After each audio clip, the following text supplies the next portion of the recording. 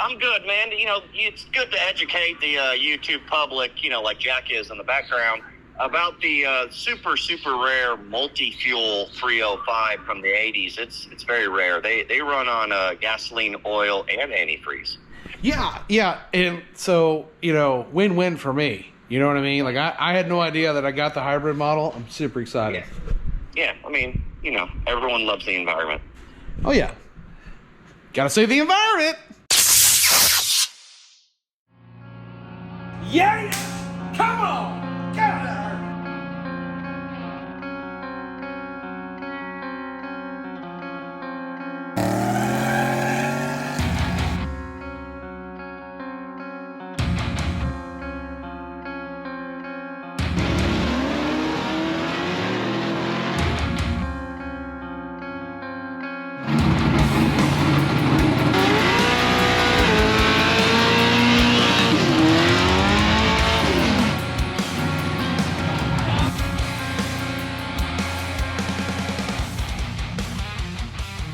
Previously on Streetcar Chronicles. Welcome back to Square by Streetcar Chronicles. Where, yeah, this is the one, Streetcar Chronicles. I'm your host, Ryan, the lovely gentleman who is full of charming good looks. And my co-host, of course, Jake. Not wearing hats. I need to go get that. Yeah, he's got a little insecurity going on there. It's fine, it's fine. If you're new to the channel and you don't understand what's going on here, because I'm really not filming this very well, we have since said farewell to the Mike Honcho Malibu and entered the unnamed GMC. It is pristine. Not pristine, but it's pretty clean. It's got tubular control arms, new brakes, it's got wheels and tires, and it runs like a little sewing machine. It's paint is okay. We're gonna do some paint correction stuff on it that should have been done when it was painted. Door panel looks like crap. We have been cleaning the inside. Got the seat looking a little better. And then we got that door panel done. Got some lights, interior lights working in the truck. But listen, I just wanted something to cruise around. I'm tired of having to, you know, plan out my extravaganzas with the Malibu. So enters this truck. AC works great. Heat works great. I mean, it's a fantastic truck, right, Jake? Mm-hmm. You know, if you go down the side of it, it is black and silver. Does have a nice, you know, of course, just torque thrust wheels, but you know, later on we'll change that up. Paint's okay. Like I said, it needs some paint correction. It's not as shiny as it could be. But the truck itself is really pretty straight. We fixed a few things the other night, the grill and whatnot. High beam headlight was out. That was great. I decided to take the wife out for an evening, and of course, you know, the first time she rides in the truck and I tell her I made a really good decision, we had a little issue when we got home. Well, that sucks. Truck's running great, but that's coolant. So, one would say, man, you got hosed. But I'm going to say that I don't think so, because I've drove this truck a couple times and didn't have any issues. The other day I took the kids to school in it, and the temperature jumped up all of a sudden, just out of nowhere. And we pulled over, and I tapped on the thermostat housing, and it, you know, temperature went down. So I assumed the thermostat was getting stuck. Anyway, we went on to school, and then when I took the wife out to dinner the other night, it did the same thing again. So only this time I wasn't really in a spot where I could pull over, so I had to push it a little further than I wanted to. And got out, tapped on it, boom, there it went. So, you know, it's my own damn fault probably. That's fine. Really wasn't planning on leaving this engine in here anyway, but I really wasn't planning on putting an engine in it because we're doing this truck first. So that's not really in the cards right now. I thought about, you know, it does. I mean, I already checked it out. It's got bubbles in the coolant. It's definitely a head gasket.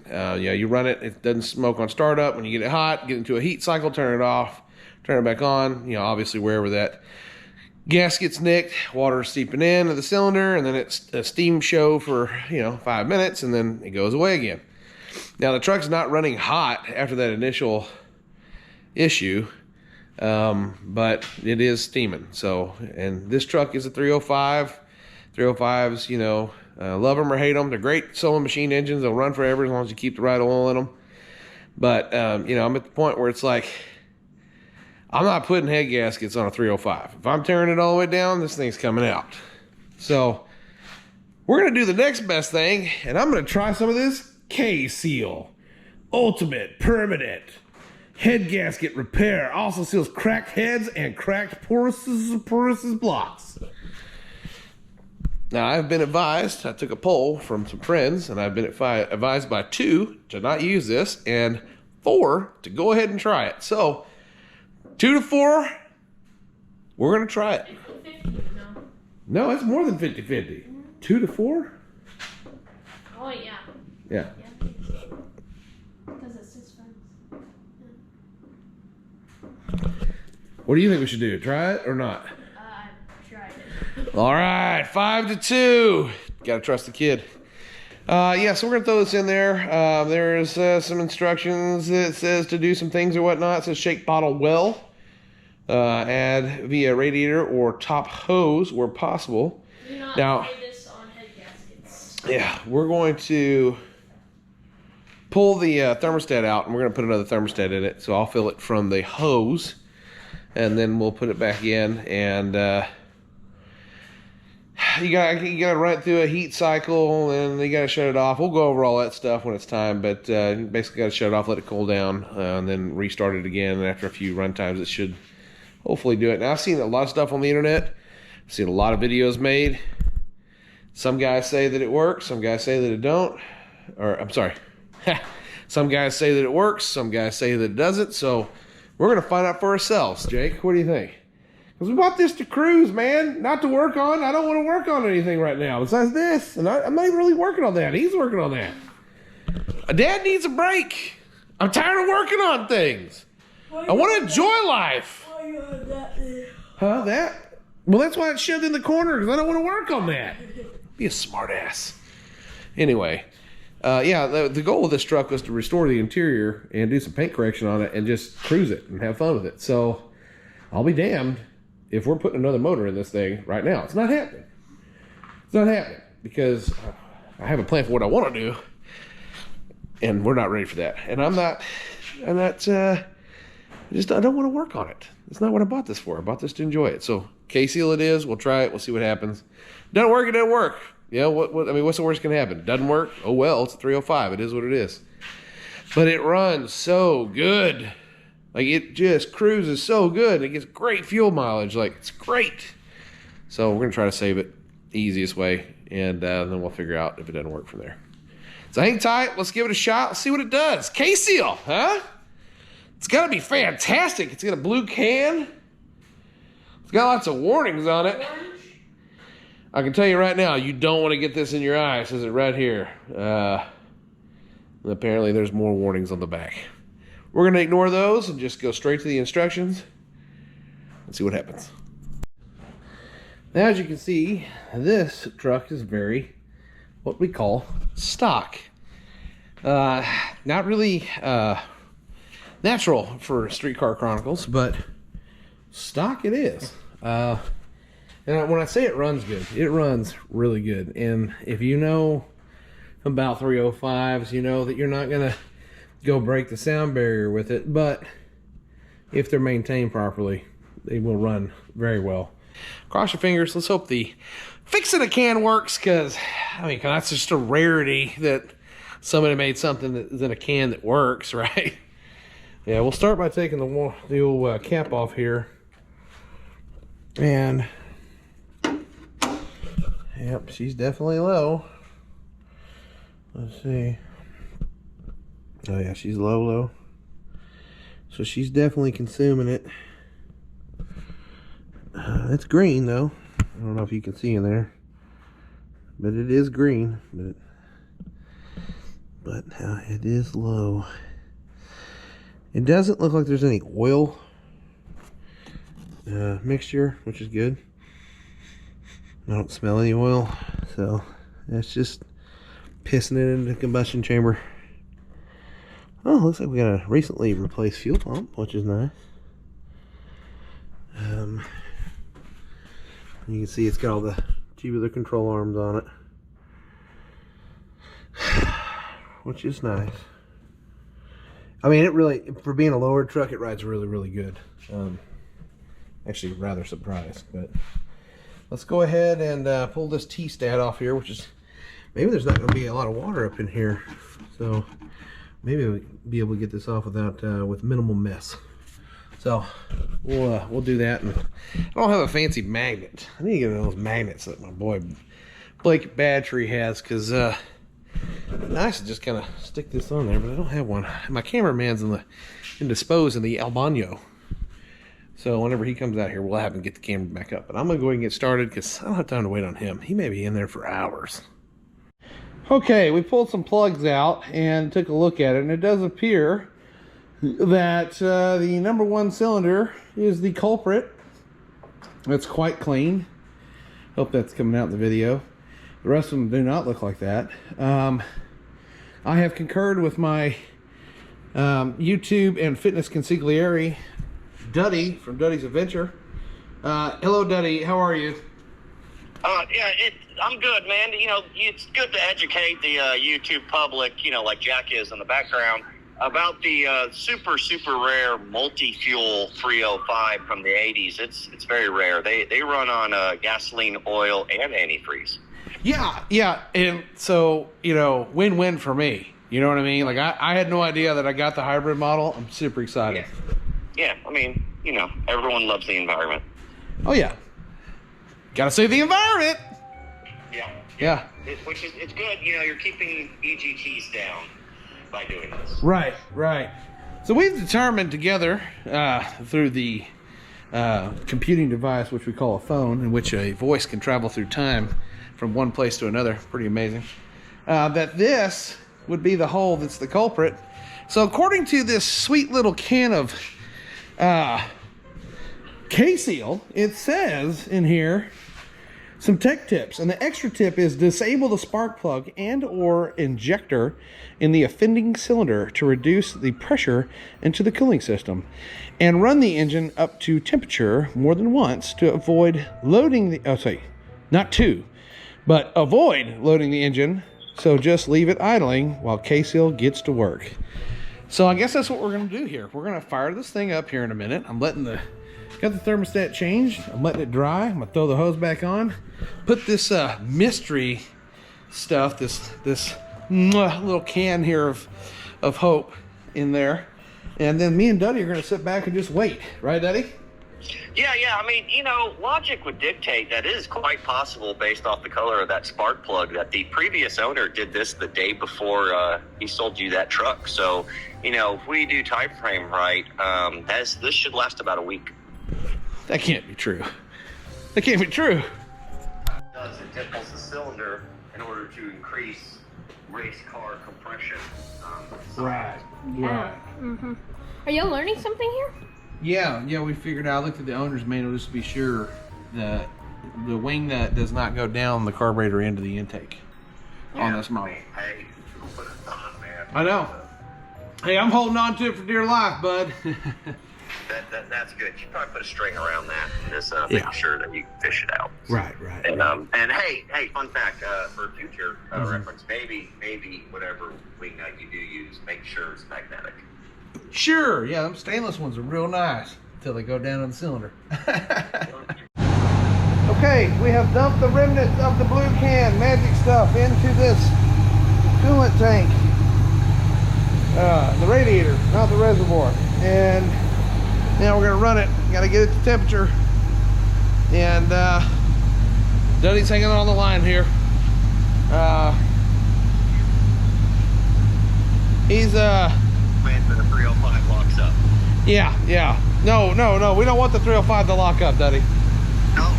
I thought you could pull it out and put a man motor in there. No, not yet. We can't put a man motor in it yet, Duddy.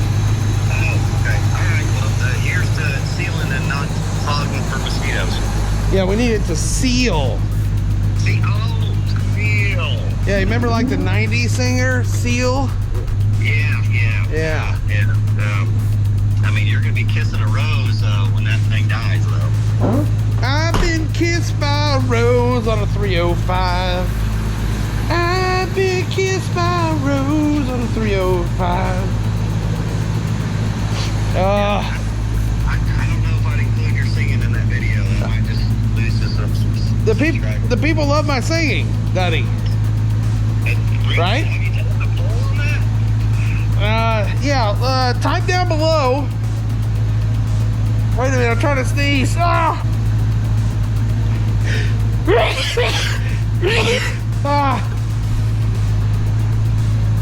Type down below in the comments, do you think my singing is great or is it horrible? Me.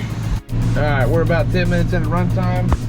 Truck already got up the temperature, new thermostat opened up. That was the problem where the thermostat was sticking. Now it's dropping back down. And we're gonna let it run for another 25 minutes or so and let the truck completely cool off and come back out and run it again.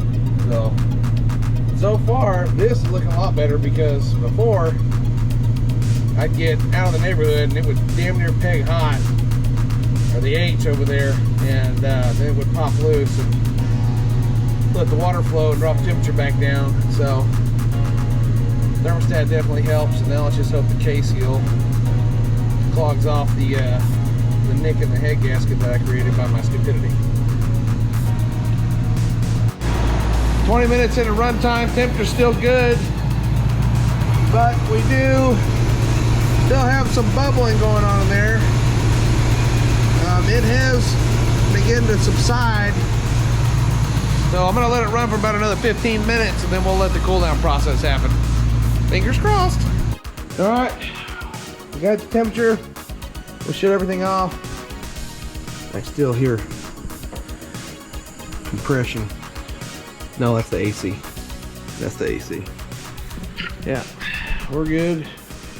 Let's see what happens. Let it set for a while. Let it completely cool. I guess we're gonna get some work done on the S10, and we'll fire it back up in a little bit and see if she fogs out the shop. There we go. All right, so it's been setting for about 3 hours. So I say let's hop in it, fire it up, see what it does. I'm gonna leave the camera sitting right there.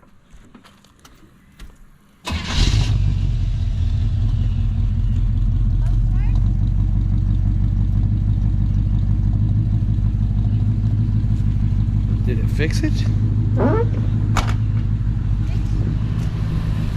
Maybe. Let's let it get hot again. See what happens. So far, I mean, before, if I drove it and let it set for a little bit and start it up, it'd fog out. Again, I'll show it right here. So far, so good. We'll let it run through another heat cycle again, and then we'll check for bubbling in the tank, and we'll let it set overnight, and then we'll do it again tomorrow and see if that hems it up. Fingers crossed. Well, cruising down the road, everything seems pretty copacetic. No smoking, no nothing. Temperature staying good. Hopefully that nipped it in the bud. We'll see. Pulling here to this little gas station. Grab me a Red Bull. Alright, so 20 minutes or so. Probably 5 miles, 10 miles of driving. Everything seems fine. No smoke out of the tailpipe. Sounds good. Guess we'll let it set overnight and we'll see what happens. That'll do it for this one. We'll do a follow-up over the next few days, because obviously this is the new toy we're going to be working on besides Jake's truck. So, you know, there'll be more to come. Hopefully it holds together, because like I said, I don't want to put a motor in it yet. But I talked to Dave today, and we have a contingency plan in place that, you know, is completely under control. Thanks for watching. Be sure to hit the like button, share it with a friend, because sharing is spreading the word. And always be scribing. And if you don't know what that means, hit the subscribe button. Because, man, this is informational stuff. Who would have thunk they made rebuild in a can? I mean, Who are you if you aren't hitting the subscribe button? yeah, I mean, we don't know who you are. But hopefully you hit it and we end up knowing who you are. Because we like to have a good time around here. Old Chevy, she's doing okay, okay? She's old like me, but the AC is cold and she rides good. So we'll keep thrashing away and we'll see you next time.